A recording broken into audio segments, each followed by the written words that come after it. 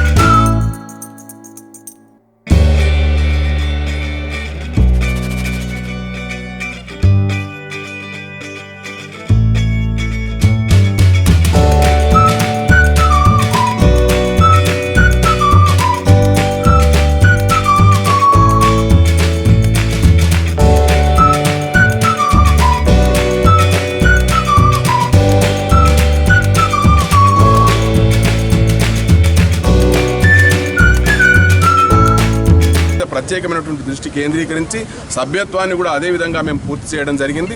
తప్పకుండా దుబ్బాక నగర పంచాయతీ పైన టీఆర్ఎస్ పార్టీ జెండా ఎగరవేస్తామని చెప్పి ఈ సందర్భంగా తెలియజేస్తాం. జనగామ జిల్లా కొత్తపల్లిలో జల సంరక్షణ, పచ్చదనం, పరిశుభ్రత కార్యక్రమం నిర్వహించారు. నీటిని వృధా చేయకుండా కాపాడుతామని ప్రజలకు అవగాహన కల్పించారు. ఈ కార్యక్రమంలో సర్పంచ్ శ్రవంతి నాగరాజు, ఎంపీటీసీ గండి మంగమ్మ, వార్డు మెంబర్ విద్యాసాగర్, ఉపాధ్యాయులు, అంగన్వాడీ ఆశా వర్కర్లు, మహిళా సంఘాలు పాల్గొన్నారు. నీటిని వృధా చేయనని, నీటి సంరక్షణకు పాటుపడతానని, పర్యావరణ పరిరక్షణకు మొక్కలను నాటుతానని, వాటిని భావి తరాలకు రక్షిస్తానని, అలాగే వాతావరణ, జలావరణ, భూ ఆవరణ, జీవావరణాన్ని కాపాడుతానని, నా తోటి వారికి వ్యక్తి పర్యావరణ నీటి సంరక్షణపై అవగాహన కలిగించి చైతన్యపరుస్తానని మనస, వాద, కర్మన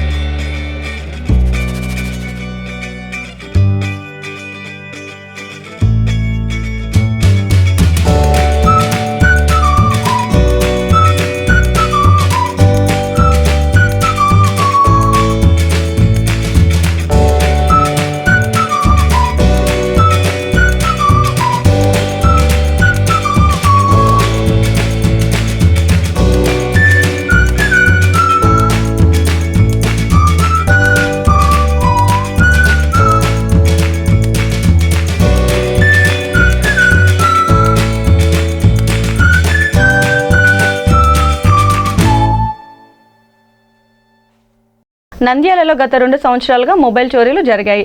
ఎన్జీఓస్ కాలనీలో హాస్టల్స్ నందు చోరీలు జరుగుతున్నట్లు 2 టౌన్ సీఐ దైవప్రసాద్ తెలిపారు. మళ్లీ ఇప్పుడు పునరావృతం కాకుండా తగిన చర్యలు తీసుకుంటామన్నారు. హాస్టల్స్ ఓనర్స్ అందరికీ హెచ్చరించడం జరిగిందని ప్రతి హాస్టల్కి సీసీ కెమెరాలు ఏర్పాటు చేసుకోవాలన్నారు. సార్ నమస్తే సార్. ఎన్జిఓస్ కాన్లో మొబైల్ చోరీ గత 1.5 ఇయర్ నుంచి జరుగుతుంది సార్. వాటికి ఎలాంటి చర్యలు మీరు కొత్తగా పదవి అలంకరించి ఎలాంటి చర్యలు తీసుకుంటున్నారని వచ్చున్నాను సార్. మొబైల్ ఫోన్లన్నీ కూడా ఈ బ్యాంక్ కోచింగ్ సెంటర్లలో శిక్షణ పొందుతున్నటువంటి ఎక్కువగా అమ్మాయిలు అమ్మాయిలు బాలికలు వీళ్ళందరూ కూడా బ్యాంక్ కోచింగ్ సెంటర్లో శిక్షణ పొందుతున్నటువంటి వాళ్ళందరూ కూడా హాస్టళ్లలో ఉండడము, చుట్టుపక్కల ఉన్నటువంటి ఆ బ్యాంక్ కోచింగ్ చుట్టుపక్కల ఉన్నటువంటి వీధులలో ఉన్నటువంటి ప్రైవేట్ హాస్టళ్లలో ఉండడం జరిగింది.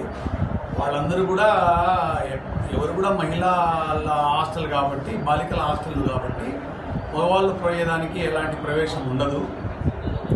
అక్కడ వాళ్ళే ఎవరన్నా సెల్ ఫోన్లు తీసుకుంటారని మా సెల్ ఫోన్లు పోతున్నాయనేది అంత ముందు నుంచి కంప్లైంట్లు వస్తున్నాయని నాకు సమాచారం ఉంది. ఈ మధ్య కూడా కొన్ని సెల్ ఫోన్లు కనపడడం లేదు, రూమ్లో పెట్టిపోయిన తర్వాత సెల్ ఫోన్లు కనపడడం లేదని మా దృష్టికి వస్తూ ఉన్నది. మేము ఇమ్మీడియట్గా వచ్చి విచారించడం జరుగుతుంది. అందరూ మహిళలే కాబట్టి విచారణ కొంతకి ఇబ్బంది అవుతుంది. ముఖ్యంగా ఈ హాస్టళ్లను మెయింటైన్ చేసే ప్రైవేట్ హాస్టల్ మెయింటైన్ చేసే ఓనర్లందరికీ పోలీసుల సూచన ఏమిటంటే చాలా వరకు సీసీ కెమెరాలు అరేంజ్ చేసుకున్నారు. అనంతపురం జిల్లా తనకల్లు మండలం కోర్దికోటలో క్షుద్ర పూజల కలకలం. రాత్రి సమయంలో ఎవరు గుర్తు తెలియని వ్యక్తులు వచ్చి శివాలయం దగ్గర నివాసం ఉంటున్న శివరామరెడ్డి, కమలమ్మ, సత్యలక్ష్మిలను గొంతు కోశారు.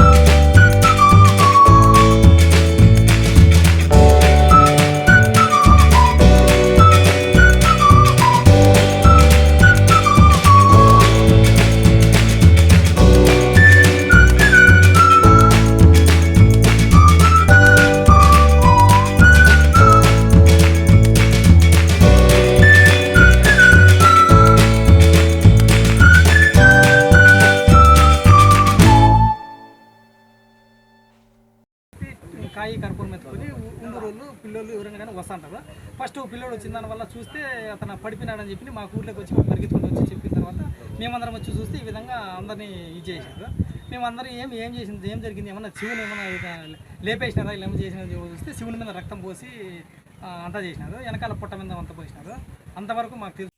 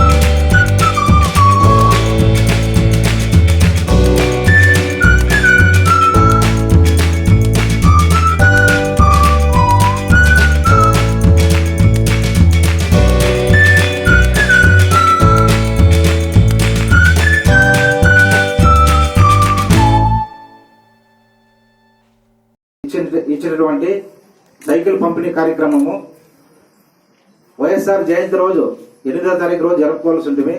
కానీ అనివార్య కారణాల వల్ల ఈ రోజు జరుపుకోవడం జరుగుతుంది. నా చెల్లెలందరికీ, నా తమ్ముళ్ళందరికీ నా నమస్కారాలు.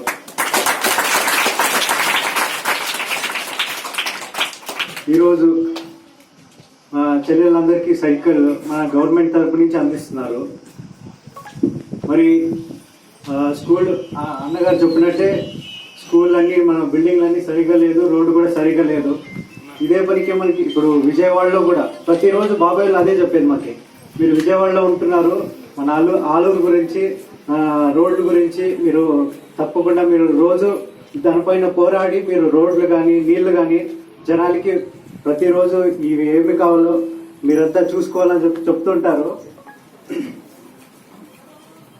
చాలా రోజులు అయింది మైక్ పెట్టుకొని మాట్లాడలేదు. మీరంతా ఓటేసి గెలిపించి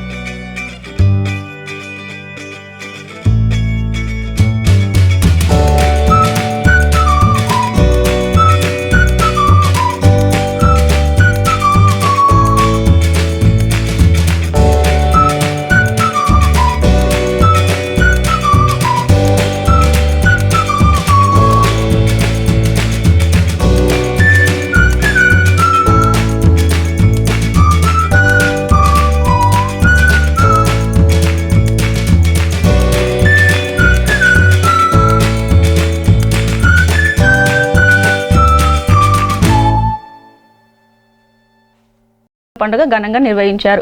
ఈ సందర్భంగా గ్రామంలోని మహిళా మనులతో బోనాల ఊరేగింపుగా మహంకాళమ్మ గుడి వద్దకు వెళ్లి ప్రత్యేక పూజలు చేశారు.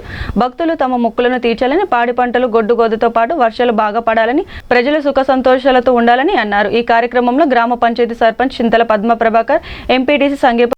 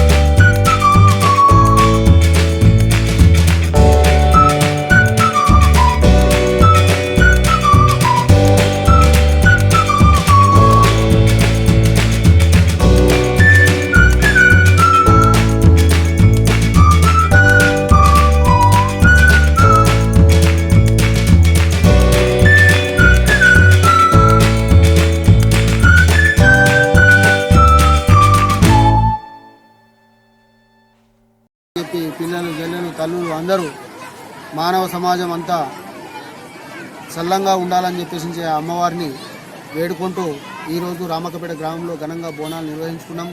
ఆ తల్లి సకాలంలో వర్షాలు కురిపించి మన అందరినీ చల్లగా చూస్తుందని చెప్పి మేము ఆశిస్తూ అమ్మవారికి. చిత్తూరు జిల్లా బైరెడ్డిపల్లి మండలంలో విద్యుత్ ప్రమాదం జరిగింది. సన్నిపల్లి గ్రామంలో నివాసం ఉంటున్న జయప్రకాష్ రెడ్డి త్రాగునీటి బోరు రిపేర్ కావడంతో కర్ణాటక రాష్ట్రం శెట్టిగల్లు గ్రామానికి చెందిన నారాయణస్వామి బోరు పైపులు దింపుతుండగా పక్కనే ఉన్న 11 kV వైర్ పైపులకు తగలడంతో ఇద్దరు ఘటనా స్థలంలోనే మరణించారు. ఇంకో ఇద్దరు పరిస్థితి విషమంగా ఉండటంతో కుప్పం పిఎస్ ఆసుపత్రికి తరలించారు.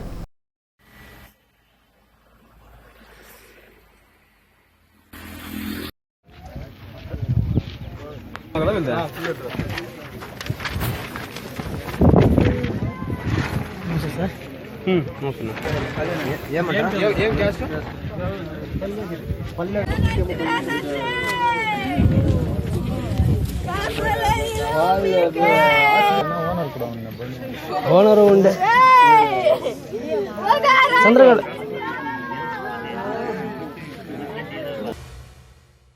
ఖమ్మం జిల్లా తల్లాడలో పట్టాదారులకు లేకుండా వేరే వ్యక్తులకు పట్టాలు ఇచ్చారని తల్లాడ రైతులు అప్పిరెడ్డి ఆందోళన చేస్తున్నారు. వీఆర్ఓకు డబ్బులు కూడా ఇచ్చామని అయినా తమ భూములను వేరే వారికి పట్టాలు చేయడంతో తమను తీవ్ర ఇబ్బందులకు గురి చేస్తున్నారని ఆవేదన వ్యక్తం చేశారు. ఇప్పటికైనా అధికారులు స్పందించి మా భూములను మాకు ఇప్పించాలని కోరారు. ఈ సమావేశంలో గోపయ్య, నల్లగట్ల శ్రీను, కత్తి వెంకట్, గోట్ల ప్రభాకర్ పాల్గొన్నారు.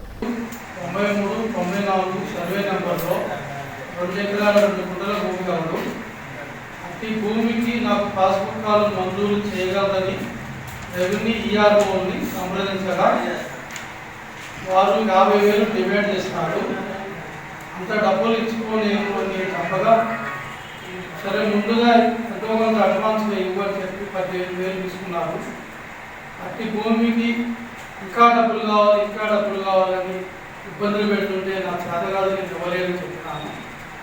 అట్టి భూమిని నాకు సంక్రమించవలసిన పాస్బుక్ని నాకు ఇవ్వకుండా మా పక్కనున్న రైతులకి 3 వ్యక్తులకి రైతులకి నా నెంబర్లు వాడుకొని ఇచ్చినారు పాస్బుక్లో. తెలంగాణ హోం మినిస్టర్ స్వయంగా పాత బస్తీలోని పలు ప్రాంతాలలో సభ్యత్వ నమోదు కార్యక్రమాన్ని నిర్వహించారు. కేసీఆర్ మనకు దేవుడు లాంటివారు. కాళేశ్వరం ప్రాజెక్టు ద్వారా నీరు తెలంగాణకు అందేలా చేశారు. తెలంగాణను బంగారు తెలంగాణగా తీర్చిదిద్దటంలో ఆయన పాత్ర ఎంతో ఉందని అనటంలో సందేశం లేదని హోం మినిస్టర్ మహమూద్ అలీ అన్నారు.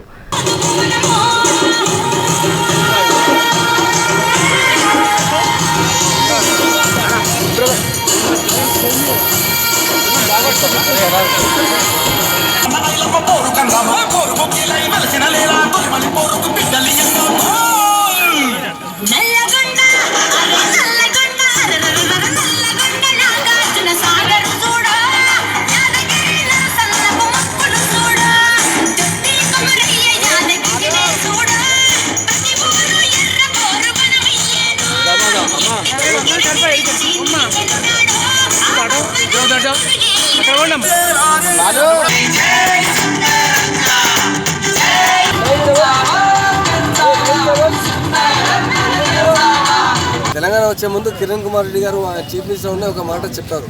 కేసీఆర్ గారు తెలంగాణ చెప్తున్నారు.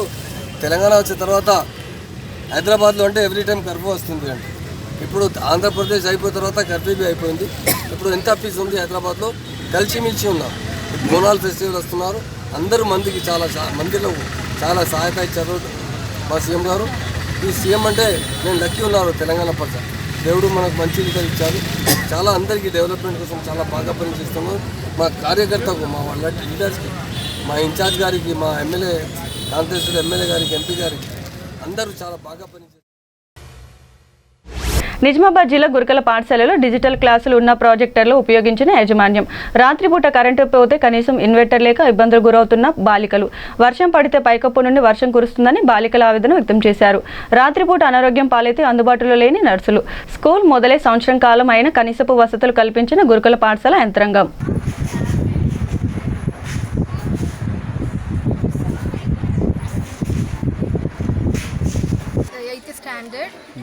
We had facing more problems because of this shed. When the rain is falling in our rooms, the whole water was coming. We cannot concentrate upon studies by these problems. we cannot concentrating upon anything. We don't have a separate dormitories and labs. We came lab instruments and there is an office room. Why? Because we don't have any place to keep that lab instruments. So we want dormitories and we want separate rooms and we want sufficient how all the Gurukulas is there. We want those facilities for us also. ఏమైనా చర్యలు తీసుకుంటారా? ఈ issues అని మొన్న పిల్లలన్నీ తీసుకొచ్చేసారు నా దృష్టికి. నేను charge తీసుకున్నాక మొన్న వర్షం పడడం వల్ల ఈ క్లాస్ రూమ్స్ డార్మిటరీ విషయం కానీ, డిజిటల్ క్లాస్ రూమ్స్ కానీ, రూమ్స్ సరిపోకపోవడం కానీ ఇవన్నీ నా దృష్టికి తీసుకొచ్చారు. సో నేను ఏంటంటే నా పై అధికారిని వెళ్ళి కలిసాను, ఆర్సీఓ గారిని. సార్ నేను కలిసి ఎమ్మెల్యే గారి దగ్గరికి వెళ్ళాను. కర్నూలు జిల్లాలో ప్రభుత్వ పాఠశాలలోని వెనుక భాగంలో షటిల్ కోర్ట్ దగ్గరకు వెళ్ళగా అక్కడ 16 మంది యువకులు సెల్ ఫోన్లో క్రికెట్ చూస్తూ ఉన్నారు. పోలీసుల సిబ్బంది వారందరినీ చుట్టుముట్టగా వారిలో 4 వ్యక్తులు పారిపోగా 12 మంది వ్యక్తులను అదుపులోకి తీసుకొని విచారించగా వారందరూ కలిసి బెట్టింగ్ ఆడుతున్నట్లు తెలిపారు. దొరికిన 12 మంది నుండి 12 సెల్ ఫోన్స్, 2,16,900 రూపాయల నగదు స్వాధీనం చేసుకున్న పోలీసులు. ఈ సమావేశంలో గూడూరు ఎస్ఐ జగన్మోహన్ యాదవ్, పోలీస్ సిబ్బంది పాల్గొన్నారు. ఎస్పీ స్పెషల్ పార్టీ వారికి రాబడినటువంటి సమాచారం మేరకు గూడూరు పట్టణంలోని గవర్నమెంట్ కళాశాల వెనుక వైపున ఒక ఈ యొక్క క్రికెట్ బెట్టింగ్ ఆడుతున్నారనే ఉద్దేశంతో ఎస్ఐ గారు అదేవిధంగా ఎస్పీ స్పెషల్ పార్టీతోటి రైడ్ చేసి అక్కడ ఉన్నటువంటి 16 మందిలో 12 మంది ఈ యొక్క క్రికెట్ బెట్టింగ్ ఆడుతున్నటువంటి వ్యక్తుల్ని పట్టుకొని వారి వద్ద నుంచి 2,16,800 రూపాయలు నగదు, అదేవిధంగా 12 సెల్ ఫోన్లు, నగదును స్వాధీనం చేసుకొని వారి వద్ద నుంచి స్లిప్పులు కొన్ని కలెక్ట్ చేయడం జరిగింది. కావున ఇందులో పనిచేసినటువంటి సిబ్బందిని అభినందిస్తాను. ఇవి ఇప్పటివరకు నా అప్డేట్స్. మరిన్ని అప్డేట్స్ కోసం చూస్తూనే ఉండండి వి5 న్యూస్. జనమంతా జర్నలిస్టులే, ప్రజలంతా పాత్రికేయులే.